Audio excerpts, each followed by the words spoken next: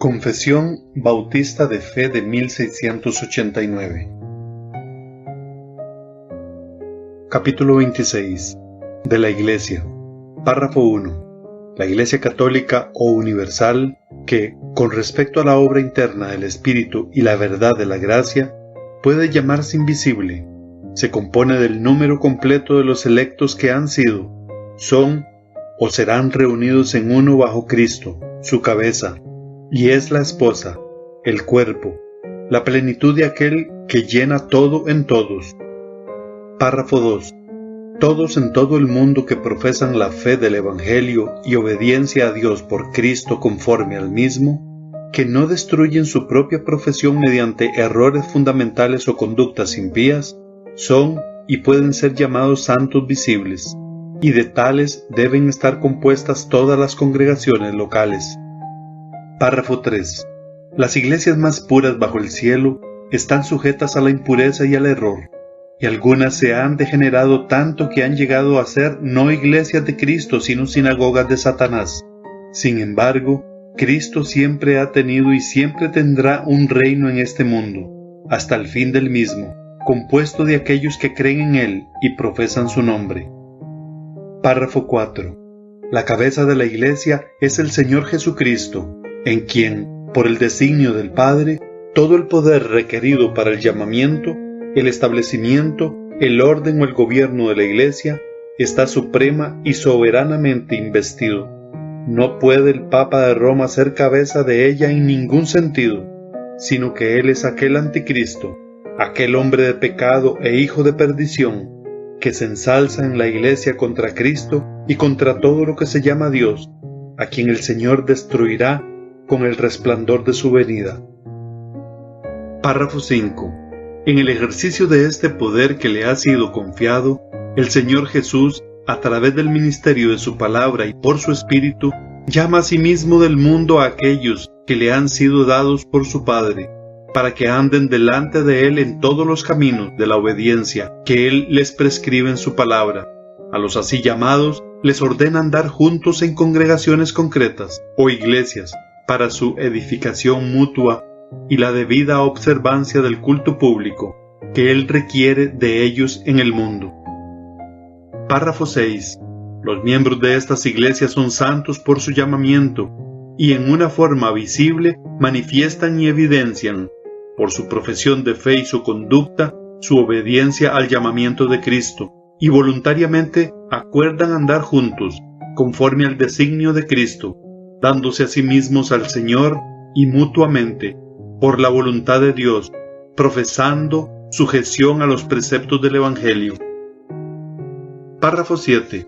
A cada una de estas iglesias así reunidas, el Señor, conforme a su voluntad declarada en su palabra, ha dado todo el poder y autoridad en cualquier sentido necesario para realizar el orden en la adoración y en la disciplina que Él ha instituido para que lo guarden, juntamente con mandatos y reglas para el ejercicio propio y correcto y la ejecución del mencionado poder. Párrafo 8. Una iglesia local, reunida y completamente organizada de acuerdo con la voluntad de Cristo, está compuesta por oficiales y miembros, y los oficiales designados por Cristo para ser escogidos y apartados por la iglesia, así llamada y reunida, para la particular administración de las ordenanzas y el ejercicio del poder o el deber que Él les confía o a los que los llama para que continúen hasta el fin del mundo, son los obispos o ancianos y los diáconos. Párrafo 9. La manera designada por Cristo para el llamamiento de cualquier persona que ha sido calificada y dotada por el Espíritu Santo para el oficio de obispo o anciano en una iglesia es que sea escogido para él mismo por la votación común de la iglesia misma y solemnemente apartado mediante ayuno y oración con la imposición de manos de los ancianos de la iglesia, si es que hay algunos constituidos anteriormente en ella, y para el oficio de diácono que sea escogido por la misma votación y apartado mediante oración y la misma imposición de manos. Párrafo 10. Siendo la obra de los pastores atender constantemente al servicio de Cristo en sus iglesias, en el ministerio de la palabra y la oración, velando por sus almas, como aquellos que han de dar cuenta a Él, es la responsabilidad de las iglesias a las que ellos ministran darles no solamente todo el respeto debido, sino compartir también con ellos todas sus cosas buenas, según sus posibilidades, de manera que tengan una provisión adecuada, sin que tengan que enredarse en actividades seculares, y puedan también practicar la hospitalidad hacia los demás. Esto lo requiere la ley de la naturaleza y el mandato expreso de nuestro Señor Jesús, quien ha ordenado que los que predican el Evangelio vivan del Evangelio. Párrafo 11. Aunque sea la responsabilidad de los obispos o pastores de las iglesias, según su oficio, estar constantemente dedicados a la predicación de la palabra, la obra de predicar la palabra no está tan particularmente limitada a ellos, sino que otros también dotados y calificados por el Espíritu Santo para ello, y aprobados y llamados por la Iglesia, pueden y deben desempeñarla. Párrafo 12. Todos los creyentes están obligados a unirse a iglesias locales cuando y donde tengan oportunidad de hacerlo. Asimismo, todos aquellos que son admitidos a los privilegios de una iglesia también están sujetos a la disciplina y el gobierno de la misma, conforme a la norma de Cristo. Párrafo 13. Ningún miembro de iglesia, por alguna ofensa recibida, habiendo cumplido el deber requerido de él hacia la persona que le ha ofendido, debe perturbar el orden de la iglesia, o faltar a las reuniones de la iglesia, o abstenerse de la participación de ninguna de las ordenanzas por tal ofensa de cualquier otro miembro, sino que debe esperar en Cristo mientras prosigan las actuaciones de la iglesia. Párrafo 14. Puesto que cada iglesia y todos sus miembros están obligados a orar continuamente por el bien y la prosperidad de todas las iglesias de Cristo en todos los lugares, y en todas las ocasiones ayudar a cada una, dentro de los límites de sus áreas y vocaciones, en el ejercicio de sus dones y virtudes. Así las iglesias, cuando estén establecidas por la providencia de Dios de manera que puedan gozar de la oportunidad y el beneficio de ello, deben tener comunión entre sí, para su paz, crecimiento en amor y edificación mutua. Párrafo 15. En caso de dificultades o diferencias respecto a la doctrina o el gobierno de la iglesia, en que las iglesias en general o una sola iglesia estén preocupadas por su paz, unión y edificación, o uno o varios miembros de una iglesia son dañados por procedimientos disciplinarios que no coincidan con la verdad y al orden, es conforme a la voluntad de Cristo que muchas iglesias que tengan comunión entre sí se reúnan a través de sus representantes para considerar y dar su consejo sobre los asuntos en disputa, para informar a todas las iglesias involucradas. Sin embargo, a los representantes congregados no se les entrega ningún poder eclesiástico propiamente dicho, ni jurisdicción sobre las iglesias mismas para ejercer disciplina sobre cualquiera de ellas o sus miembros, ni para imponer sus decisiones sobre ellas o sus oficiales.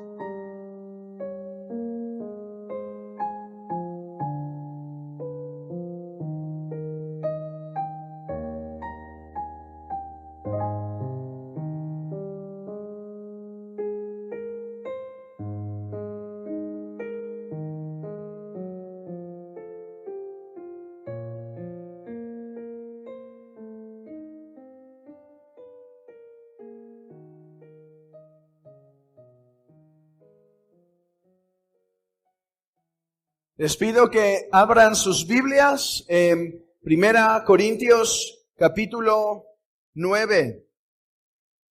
Y vamos a leer versículo 6. 1 Corintios capítulo 9, versículo 6.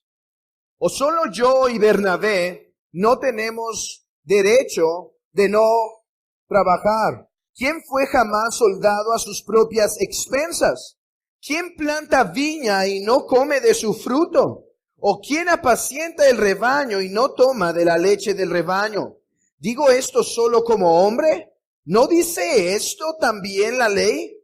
Porque en la ley de Moisés está escrito, no pondrás bozal al buey que trilla. ¿Tiene Dios cuidado de los bueyes? ¿O lo dice enteramente por nosotros?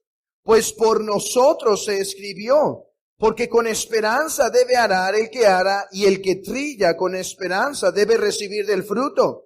Si nosotros sembramos entre vosotros lo espiritual, ¿es gran cosa si segásemos de vosotros lo material? Si otros participan de este derecho sobre vosotros, ¿cuánto más nosotros? Pero no hemos usado de este derecho, sino que lo soportamos todo por no poner ningún obstáculo al evangelio de Cristo. El día de hoy vamos a exponer lo que enseña la Biblia, respecto a las responsabilidades de los miembros para con sus pastores. Y yo espero que no solo el hermano Joseph se alegre de este sermón, ni sea solo yo, sino que todos podamos aprender, hermanos, y alegrarnos y gozarnos con este aspecto doctrinal de suma importancia. Ahora, antes de introducirnos de lleno, quiero hacer un breve resumen para ubicarnos en dónde estamos. O sea, estamos estudiando particularmente lo que la Biblia enseña respecto a el organismo vivo de la iglesia. Esto es debido a que hoy en día hay un muy mal entendimiento respecto a la doctrina de la iglesia y hasta existe un desprecio de ella, no solo en el mundo evangélico en general, sino aún entre los que se llaman reformados, en los que asimismo se dicen reformados. Por lo tanto, estamos visitando la doctrina bíblica de la eclesiología. Y al habernos introducido a esta doctrina, hemos comenzado con lo que se llama los 4 atributos de la iglesia.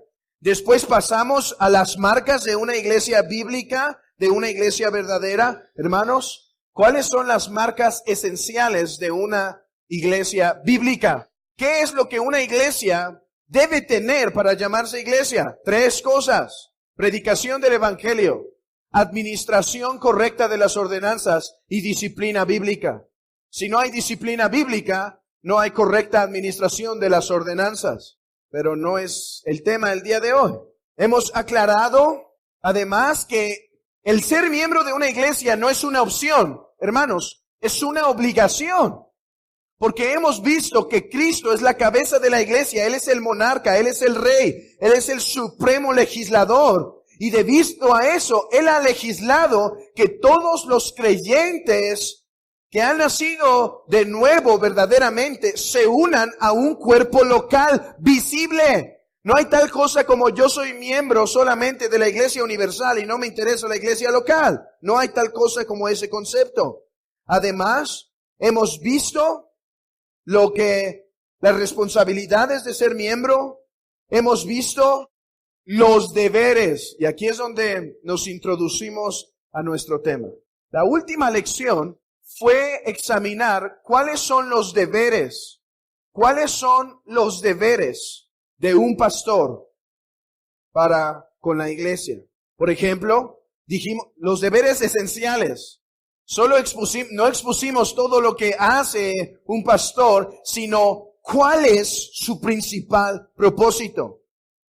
Vimos que su propósito principal es enfocarse en la palabra para una diligente y buena predicación, para la defensa de la fe, el presidir en las reuniones de la iglesia, la educación teológica a la iglesia, el gobierno, la exhortación, la disciplina en la iglesia, la consejería, la amonestación, el consuelo, entrevistas para aquellas personas que quieren ser miembro, la administración de los asuntos materiales de la iglesia y los diferentes tipos de asuntos, la administración del bautismo y la cena del Señor. Esto fue lo último que vimos. Hoy tocaremos el tema de las responsabilidades de los miembros para con sus pastores. Notemos, no vamos a ver las responsabilidades de los miembros para la iglesia local. No estamos exponiendo esta tarde las responsabilidades de los miembros para con otros miembros. Ya expusimos algo sobre esto. Ya dijimos que uno tiene la responsabilidad con su prójimo, en primer lugar, de tener santidad personal, de tener comunión con Cristo, de manifestar el amor los unos a otros, de congregarnos, de buscar la paz, de confrontar los unos a otros nuestros pecados, de aconsejarnos, de alentarnos, de orar unos por otros, de buscar comunión con los hermanos, de guardarnos de la calumnia, de no chismear en contra del hermano, de buscar arreglar nuestras diferencias, buscar la edificación del hermano, etc. Esas fueron las responsabilidades de los miembros para con los otros miembros. Ahora en el párrafo 10 de la confesión vamos a ver las responsabilidades de los miembros para con los pastores de la iglesia. Pueden abrir sus confesiones en el capítulo 26, párrafo 10. Capítulo 26, párrafo 10. Siendo la obra de los pastores atender constante al servicio de Cristo en su iglesia, en el ministerio de la palabra y la oración, velando por sus armas como aquellos que han de dar cuenta en la exposición pasada, es la responsabilidad de la iglesia a las que ellos ministran darles no solamente todo el respeto debido, sino compartir también con ellos todas sus cosas buenas, según sus posibilidades, de manera que tengan una provisión adecuada, sin que tengan que enredarse en las actividades seculares y puedan practicar la hospitalidad hacia los demás. Esto lo requiere la ley de la naturaleza y el mandato expreso de nuestro Señor Jesucristo, quien ha ordenado que los que predican el Evangelio vivan del Evangelio. Hay dos conceptos principales que establece la confesión. Hay dos cosas principales. No son todas, pero principalmente la congregación le debe respeto a sus pastores. Y en segundo lugar, mantenimiento. Abran sus Biblias en 1 Tesalonicenses, capítulo 5, versículo 12.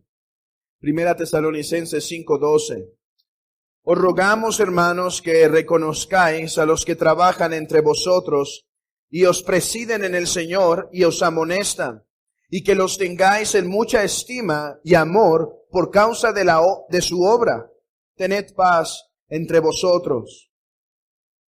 Es una verdad bíblica, hermanos, que la iglesia, al considerar el trabajo y el oficio de los pastores, debe corresponder con respeto. Me gusta la palabra que elige Benjamin Keach en su tratado La gloria de la verdadera iglesia. Cuando llega a los deberes de la iglesia para con sus pastores, él utiliza la siguiente palabra: la iglesia debe estimar. La iglesia debe estimar. Y esto nos da luz sobre qué tipo de respeto la iglesia debe tener para con sus pastores. La congregación debe a sus pastores un respeto que es nacido y acompañado del amor. Hermanos, la congregación no debe respetar a los pastores solo por el hecho de la posición en la que ellos han recibido de parte de Dios. La congregación debe respetar a sus pastores, debe estimar a sus pastores debido al amor, debido a que la congregación conoce que ellos trabajan para el beneficio de sus almas. Ellos deben corresponder con un ferviente amor. Y quizá esta será el estudio de la confesión donde más voy a citar a hombres muertos que hablan sobre este tema, hermanos. Quiero que vean desde las Escrituras este principio. En cada principio mencionaremos un texto, al mismo tiempo que vean cómo otras personas han enseñado esto. Por ejemplo, cuando Nehemiah Cox habla sobre el respeto a los pastores, él lo dice de la siguiente manera: le deben a su pastor un gran amor, respeto y honor por causa de su trabajo, y Dios demanda que hagan la retribución debida por esto. Si en el mundo tienen un verdadero amigo, es aquel que vela por sus almas, el que les dice la verdad y se esfuerza noche y día para presentarlos perfectos ante Cristo. Ahora, lo siguiente es muy interesante, hermanos. El argumento de Nehemiah Cox es el siguiente. Deben respetar y estimar a sus pastores porque su corazón debe amarlos, deben nacer de amor. Ellos son los que se encargan de elaborar para ustedes. Todo lo que hacen es para la gloria de Dios y el beneficio de sus almas. Y miren lo que viene a continuación. No permitas que su fidelidad al amonestarles provoque una disminución de su amor a Él, sino que si aman su propia salvación, deben aumentar aún más su aprecio para con Él, para con el pastor.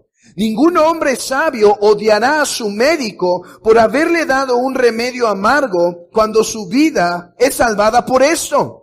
O a un cirujano por realizarle una operación dolorosa cuando la recuperación o preservación de un miembro de su cuerpo depende de eso.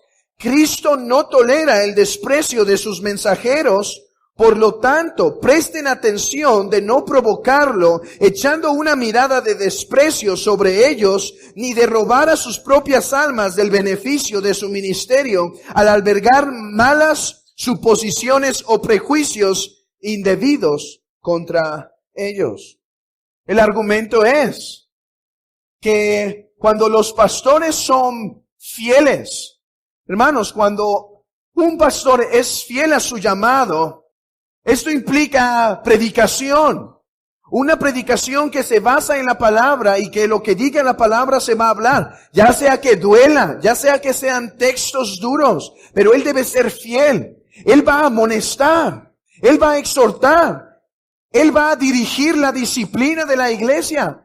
Y cuando hace eso, dice Nehemiah Cox, que no se disminuya su amor para con ellos. Si lo hacen es porque aman sus almas.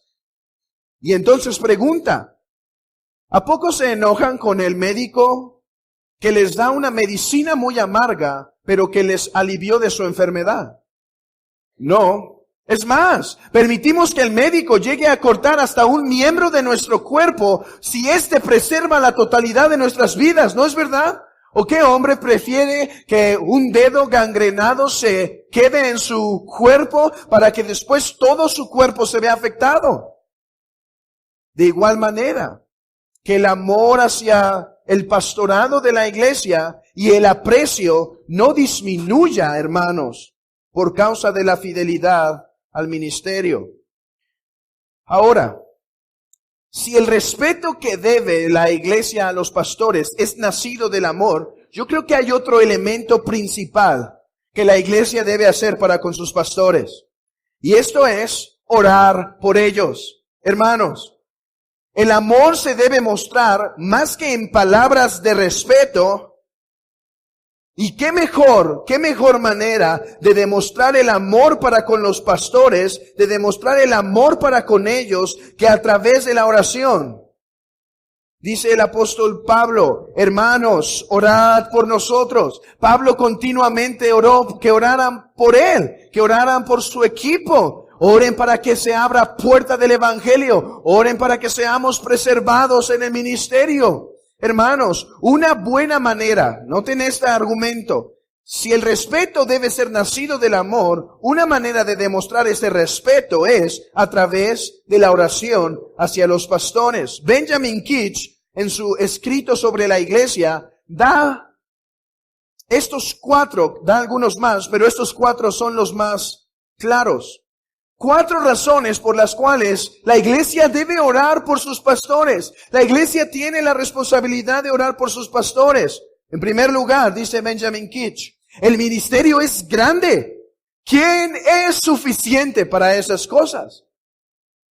Segundo lugar, la oposición en contra de ellos no es poca. Tercer lugar, sus debilidades y tentaciones suelen ser muchas.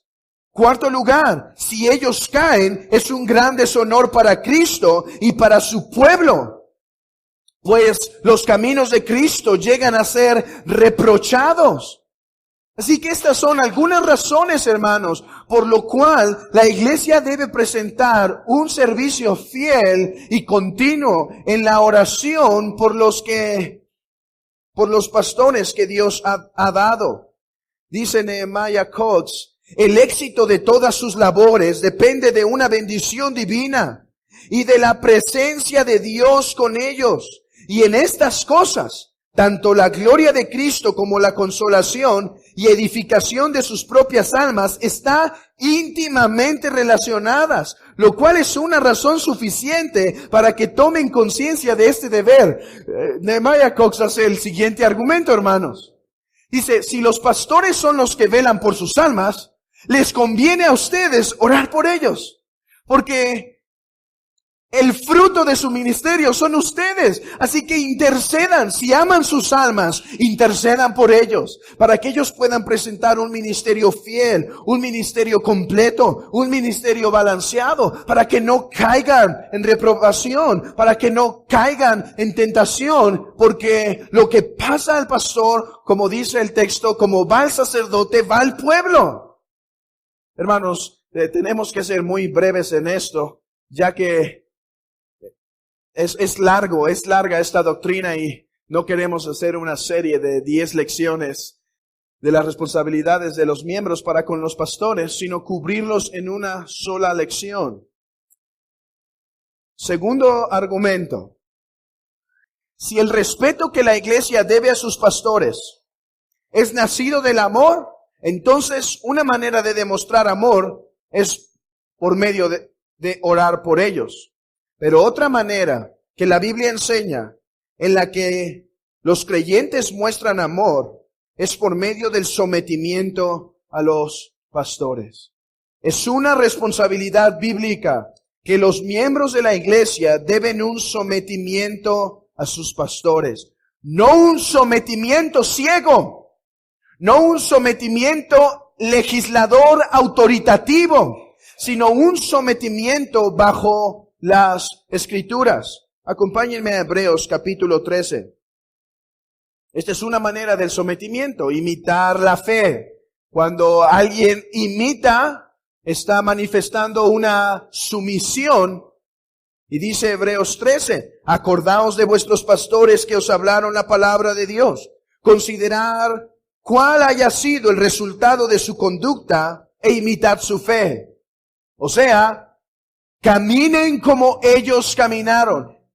Ellos, los pastores de la iglesia, en la forma de conducirse en la iglesia, en la forma de actuar en la iglesia, están predicando con sus hechos. Cuando la iglesia sigue, cuando la iglesia imita ese caminar, la iglesia se está sometiendo a ellos. Ahora, no es solo sometiéndose por medio de imitar su fe, como dice Hebreos 13. Vean el versículo 17. Obedeced a vuestros pastores y sujetaos a ellos, porque ellos velan por vuestras almas como quienes han de dar cuenta, para que lo hagan con alegría y no quejándose, porque esto no es provechoso. Noten esto, hermanos. Esto implica que si los pastores están sometiéndose a la palabra, el consejo que ellos dan debe ser atendido según la fidelidad de su consejo. ¿Me explico? En realidad, ellos se someten a Dios cuando se someten a los pastores, porque los pastores solo deben dar el consejo de Dios. Pero ellos manifiestan su amor cuando ellos se someten voluntariamente, cuando ellos escuchan el consejo, porque la iglesia debe saber que los pastores de la iglesia no están actuando para su propio beneficio, no están aconsejando tal o tal solo para beneficiarse a ellos, que cuando aconsejan, aunque no sea lo mejor para el que escucha, es debido al amor, es debido al bienestar de esa alma, es debido al deseo de que esa alma prospere en su vida cristiana y vaya bien. No es, hermanos, y creo que con libre conciencia se puede decir esto, que no es cuando los pastores de esta iglesia aconsejan para su propio beneficio, que no es para sus propios deleites y para gastar en sus propios deseos, que cuando la iglesia aconseja a la diferente gama de personas que se acerca, lo hace por amor a esas almas. Recuerden, siempre que estén sometidos a la palabra. Pero si están sometidos a la palabra, es la responsabilidad de la iglesia. Yo creo que el argumento aquí no es solo que la iglesia se someta, los miembros se sometan. Creo que el argumento es que lo hagan voluntariamente. Que lo hagan, Señor, quizá no es el consejo que quiero escuchar, quizá no es exactamente las palabras que quería escuchar, pero si los has puesto a ellos para que me dirijan y ellos han mostrado amor hacia mi persona, me someto voluntariamente, no quejándome, no esparciendo chisme, no esparciendo rumores. Estos autoritarios en la iglesia quieren hacerme amarga la vida. Pero en amor, pero con buena conciencia. Dice Nehemiah Cox, les deben sumisión y obediencia a ellos en el desempeño de sus oficios y en el ejercicio de este mandato y supervisión que Cristo les ha encomendado a ellos para su edificación. Pero cuando la ley de Cristo es observada y se exhorta a la conformidad de ella por la evidencia y demostración de la verdad de las Sagradas Escrituras, es aquí donde la obediencia de las personas es esperada. ¿Qué está diciendo Nehemiah Cox? Cuando los pastores de la iglesia no están violando el consejo de las Escrituras, la iglesia debe voluntariamente someter ante el consejo. El que se cree demasiado bueno o demasiado sabio como para recibir instrucción o someterse a la reprensión de su pastor, difícilmente, estas palabras son duras, pero creo que son verdad. Repito, el que se cree demasiado bueno o demasiado sabio como para recibir instrucción o someterse a la reprensión de su pastor, difícilmente merece un lugar en cualquier congregación cristiana. O sea, cuando alguien se acerca a escuchar para no escuchar, cuando alguien se acerca a escuchar el consejo para no seguir el consejo, cuando alguien se acerca para exponer su vida, para no escuchar la reprensión, dice Nehemiah Cox, no merece estar en ninguna congregación. Hermanos, estas son las responsabilidades concernientes al respeto que dice nuestra confesión en el párrafo 10. Es la responsabilidad de la iglesia a la que ellos ministran darles no solamente todo el respeto debido. Eso es lo primero que la confesión presupone que la iglesia va a hacer. Darles todo el respeto debido, porque ellos reconocen que han sido puestos por Dios, porque ellos reconocen que el ministerio lo hacen por amor a sus almas, porque ellos reconocen que el ministerio lo hacen en conformidad a la palabra, porque ellos reconocen que lo que hacen lo hacen por la gloria de Dios y el amor a la iglesia, y por eso debe todo el respeto debido. Ahora, antes de introducirnos al siguiente punto, me gustaría dar 10 pequeños párrafos.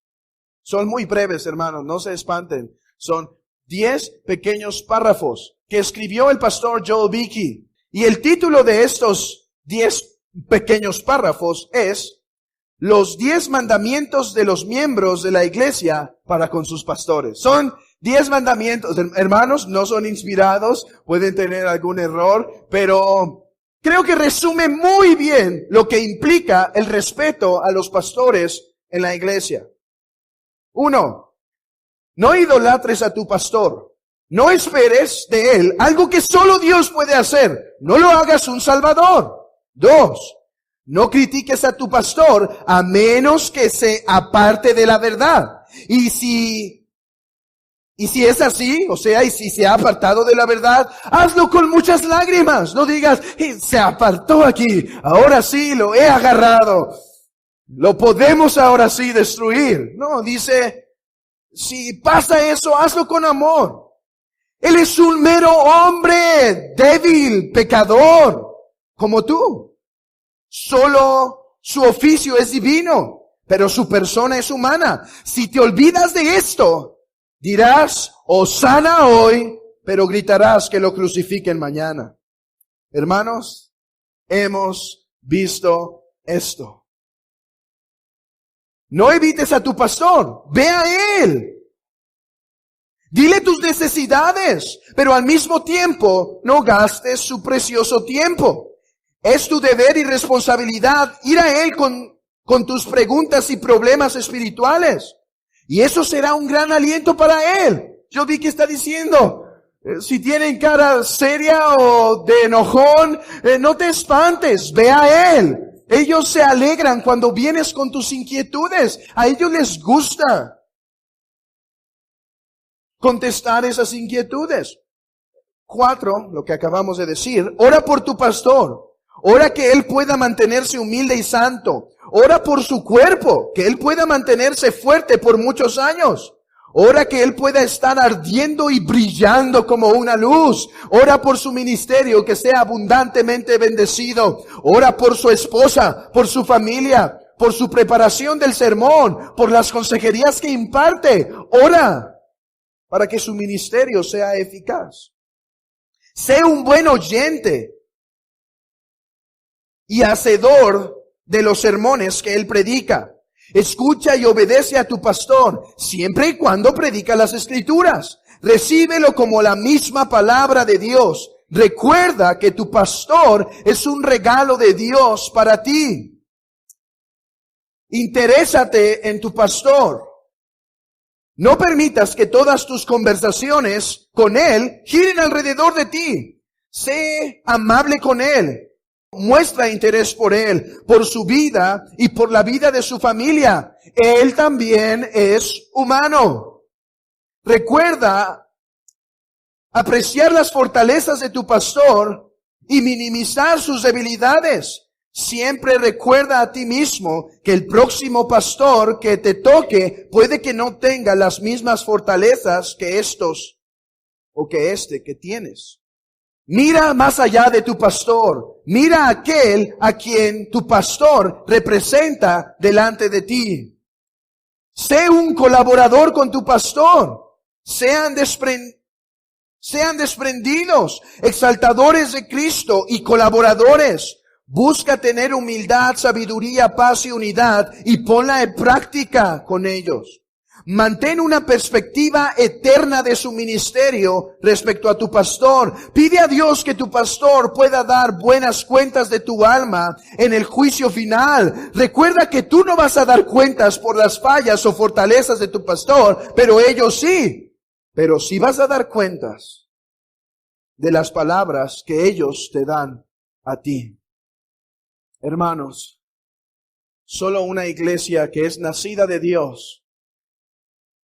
En verdad, cuando uno medita esto y te pones a pensar si esto le dijeras a personas inconversas, es casi absurdo, es imposible, hermanos. Solo el Espíritu de Dios puede generar esta preciosa dinámica. Y quiero decir algo, hermanos. Tengo libertad de predicar esto, porque aunque es verdad que como iglesia, así como los pastores, deben crecer en su ministerio, la iglesia debe crecer en esto, pero ciertamente es visible esta realidad en la iglesia. Es por eso que lo predico con libertad, no echando pedradas o golpes a la iglesia, porque creo que se hace. Sin embargo, lo hago con el propósito que la iglesia pueda fortalecerse en este punto y que todos podamos crecer. Ahora llegamos al punto delicado, incómodo. ¿Qué otros adjetivos podríamos usar? El mantenimiento. Hermanos, tengo que decirles algo. El enfoque de la confesión en el párrafo 10 no es los deberes de los pastores, no es el respeto que la iglesia debe a sus pastores. El enfoque principal del párrafo 10 es el mantenimiento que la iglesia debe proveer para con sus pastores. Y digo algo, lo predico con la misma libertad que acabo de predicar lo anterior, porque creo que esto, el principio, se practica en la iglesia, al que de igual manera debemos crecer.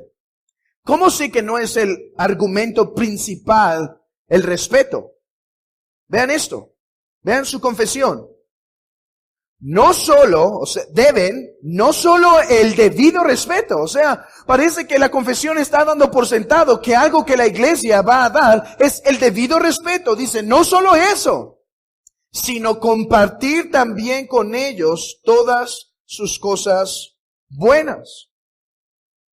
Además, no solo por la redacción, no solo por las mismas palabras en la confesión, sabemos que este es el enfoque principal, sino por el contexto histórico. Sabemos que la confesión puso énfasis en esto. ¿Por qué? Porque como nos muestra James Renihan en su libro Belleza y Edificación, que es un libro histórico sobre los bautistas particulares, bautistas reformados, él demuestra que este era un problema en el siglo XVII. Los pastores estaban recibiendo un salario demasiado pobre, de tal manera que lo tienen que describir y poner en un artículo de la confesión de fe. ¿No es interesante que en un artículo doctrinal expongan la necesidad del mantenimiento para los pastores? Así que, por estas dos razones, la redacción de la confesión y en segundo lugar, por el contexto histórico, sabemos que esta era la gran preocupación respecto a la necesidad de los deberes de los miembros para con sus pastores. Es por eso que decimos que es el enfoque principal.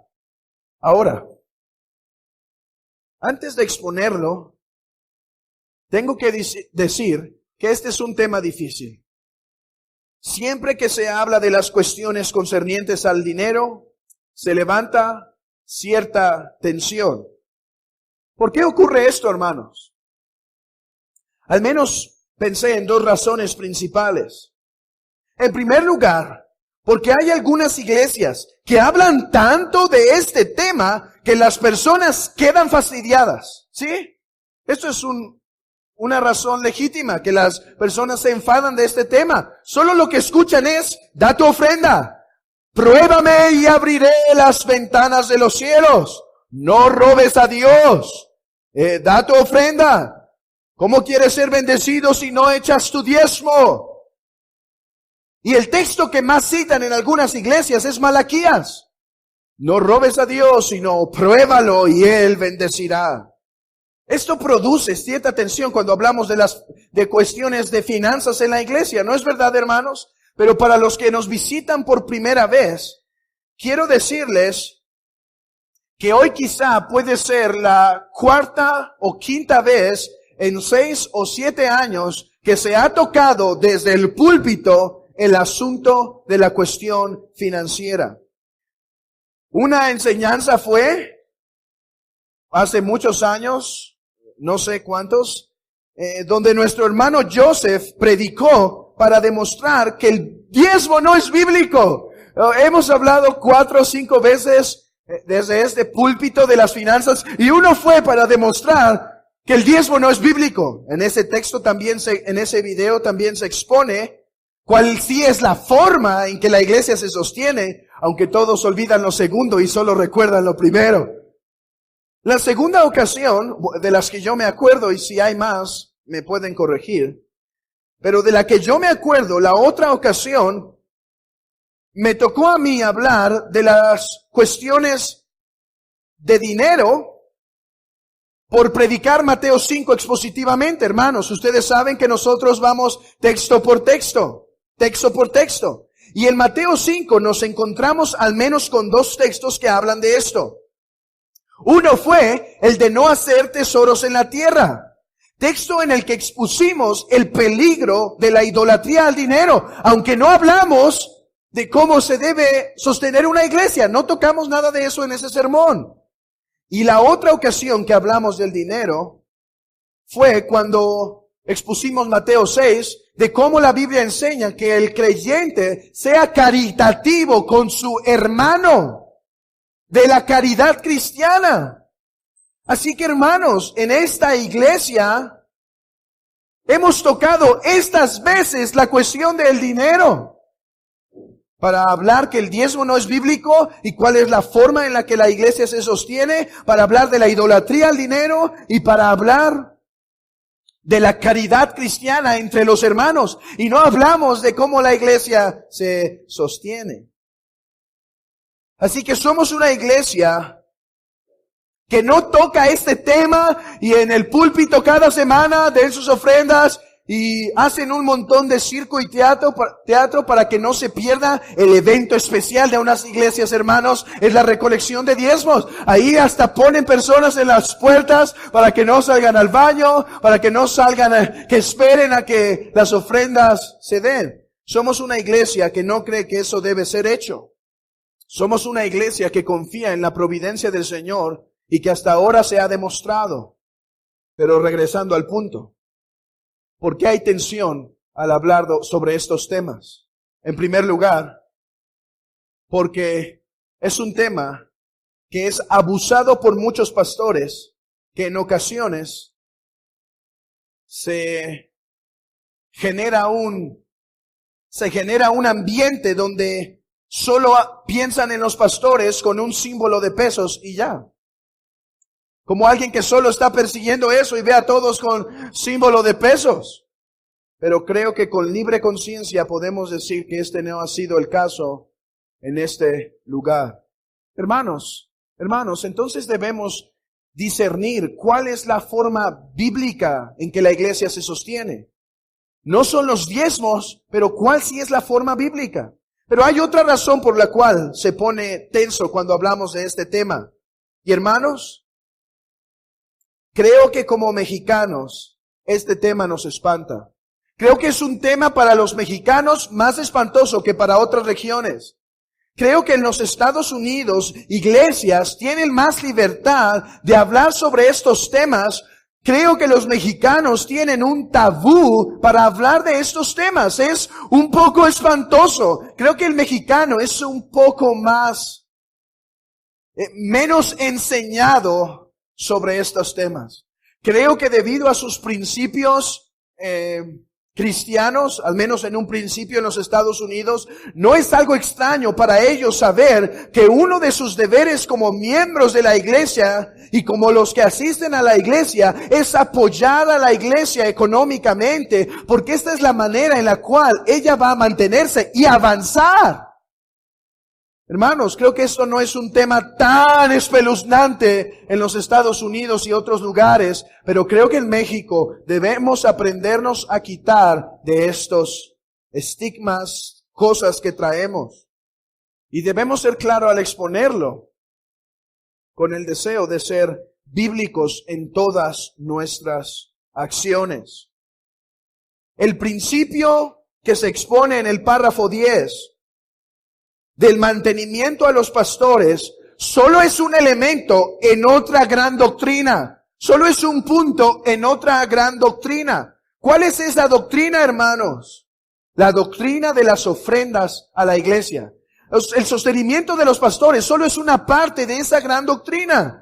La iglesia, Dios ha decidido que ya no va a avanzar a través de la imposición del diezmo, pero va a funcionar a través del corazón dadivoso de las personas que conforman la iglesia para que ésta se supla sus necesidades. Hermanos, el principio apostólico es eso. Ahora, hoy en día no debemos pedir que las iglesias, que los hermanos vendan sus casas y sus carros para que lo den a la iglesia, pero ese fue en un principio la forma, porque fue el método en el cual la iglesia se sostuvo en el inicio. Pero este es un principio que se expone, como lo vamos a ver en unos textos, donde la iglesia debe dar nacido del amor. Y la iglesia debe dar, no solo considerando los gastos materiales como local, como comidas, como proyectores, como material que se compra, sino debe dar considerando a sus pastores en ello. Los mensajeros de la asamblea percibieron que había una negligencia general de parte de las iglesias para el sostenimiento adecuado de los pastores y por lo tanto trataron este tema. Benjamin Kitch indica que algunos de los pastores sufrían bastante financieramente en sus ministerios y esto hasta espantaba a algunos posibles candidatos al ministerio. Y hermanos, no solo la confesión de fe tuvo esta situación. Juan Calvino trata esto. Juan Calvino en Ginebra tuvo este problema. Muchos de los pastores eran descuidados en lo que se llamaba la venerable compañía de pastores. Y muchos, estaba leyendo hoy por la mañana en un libro, que algunos pastores, sus casas estaban tan dañadas que se les caían las paredes. Y cuando se les caían las paredes tenían que ir a pedir a el consistorio, a la pequeña aristocracia que suplieran una nueva casa. Otro pastor, ellos tenían que vivir cerca de la congregación para poder supervisar a los creyentes, para poder saber cómo viven entre semana. Pero él vivía tan lejos que no le daba tiempo de llegar en el mismo día.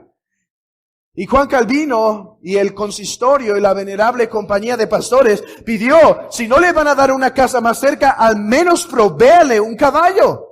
De tal manera que pueda llegar y estar ahí. Ellos están viendo por sus almas. Hermanos, y ellos tuvieron muchos problemas. Pero, ¿qué enseña la Biblia sobre este punto? 1 Corintios 9. Hemos leído este pasaje, así que solo lo citaremos brevemente. El sostenimiento a los pastores no es algo que la iglesia debe hacer simplemente porque es algo que se le ocurrió. Recuerden, hermanos, la iglesia no se gobierna de acuerdo a nuestras ideas. La iglesia se gobierna de acuerdo al santo patrón dado por el Señor Jesucristo en su revelada palabra. Y cómo dice que los que trabajan en el ministerio deben vivir. Dice en el versículo 8, versículo 7, ¿quién fue jamás soldado a sus propias expensas? Hermanos, ¿quién fue soldado? ¿Cuándo han visto un soldado sin una patria reflejada en su uniforme que está luchando y sosteniéndose para sí mismo? Él trabaja un poco en la granja y después va y lucha solo. No. ¿Quién planta viña y no come de su fruto? ¿O quién apacienta el rebaño y no toma de la leche del rebaño? ¿Digo esto solo como hombre? ¿No dice esto también la ley? Porque en la ley de Moisés está escrito, no pondrás bozal al buey que trilla. ¿Tiene Dios cuidado de los bueyes o lo dice enteramente por nosotros?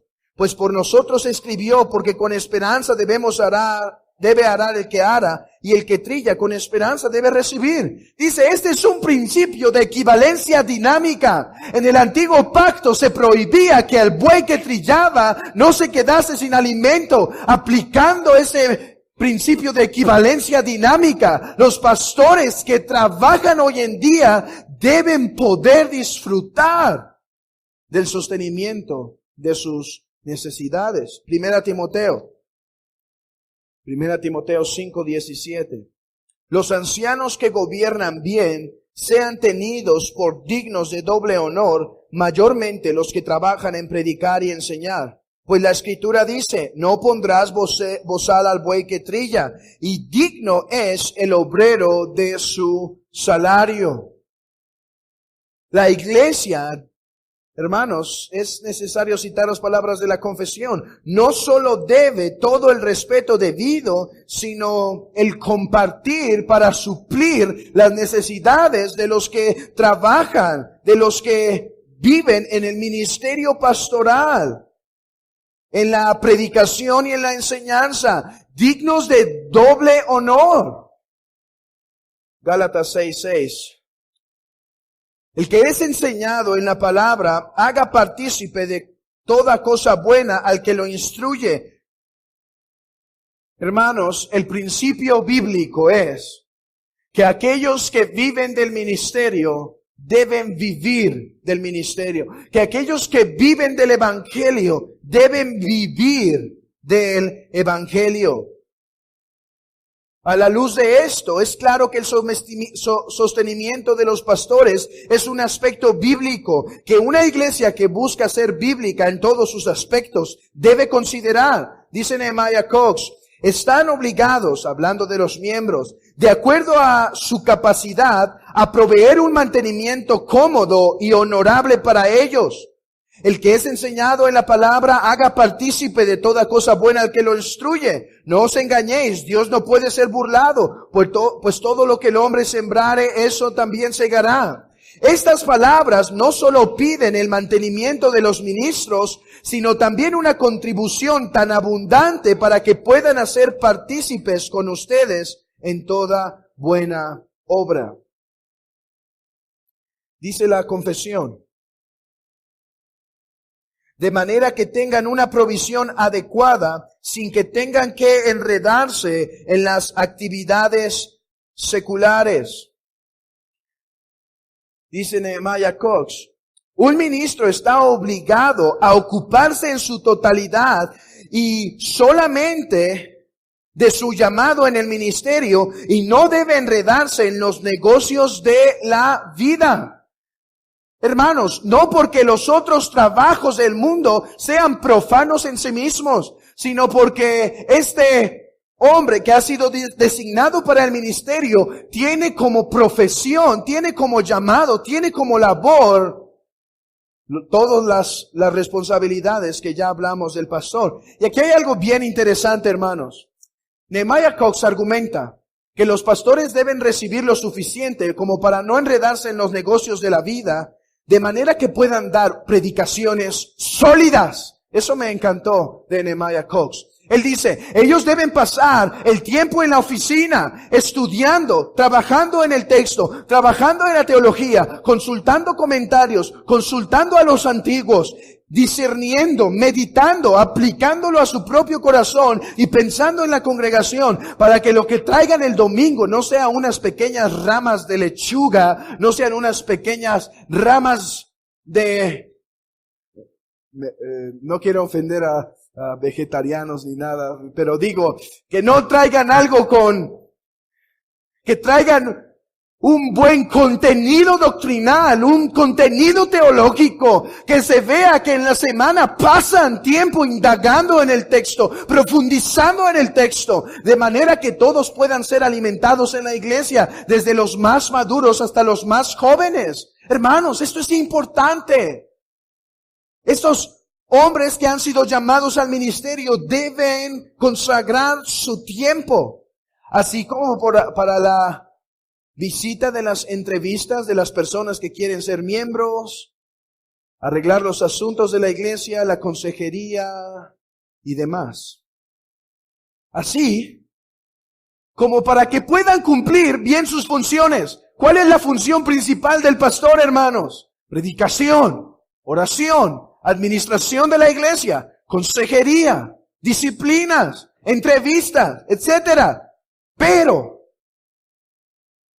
dice la Escritura que alguien que es llamado para el ministerio debe ser hospitalario. Vean la confesión. Dice, sin que tengan que enredarse en actividades seculares y puedan también practicar la hospitalidad con los demás. Hermanos, un hombre que es elegido en el pastorado se supone que practica la hospitalidad que se demanda en 1 Timoteo 3. Debe ser hospedador. Versículo 2. Pero es necesario que el obispo sea irreprensible, marido de una sola mujer, sobrio, prudente, decoroso, hospedador. ¿Y cómo es que puede practicar ser un pastor bíblico de hospedador si solo tiene las cuestiones más básicas? Por ejemplo, dice Nehemiah Cox, un anciano u obispo está bajo la obligación especial de ser hospitalario y de establecer en sí mismo un patrón de amor y generosidad compasiva hacia las pobres almas. Y el argumento de de Nehemiah Cox es que el salario que ellos deben recibir debe ser suficiente para que puedan practicar este aspecto.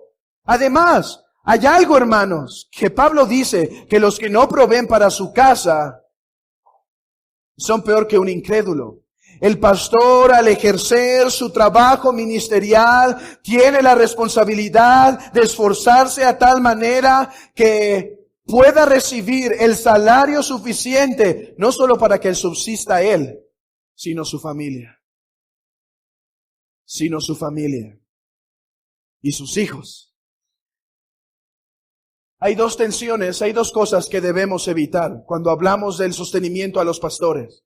Una, hermanos, que sea tan básica que solo cubra sus necesidades tan esenciales que no pueda practicar y que tenga que enredarse, si no con su cuerpo, si en su mente, sobre sus finanzas y tenga que preocuparse sobre lo que será el próximo tiempo. Ese es un extremo. Pero hay otro extremo que debemos cuidar. El mantenimiento a los pastores debe ser con cuidado, de tal manera que no caigan en avaricia. Creo que nuevamente las palabras de Nehemiah Cox nos dan sabiduría en esto. Palabras de sabiduría sobre el sostenimiento pastoral. Si Dios bendice una congregación con una porción abundante de bienes de este mundo, es su deber hacer a sus ministros partícipes con ellos en su próspera condición, teniendo cuenta el lugar y la ocupación en que él está y el servicio que presta. Sería sumamente indigno pensar que han hecho suficientes y solamente son suplidas sus necesidades urgentes, mientras que ustedes abundan en cosas innecesarias.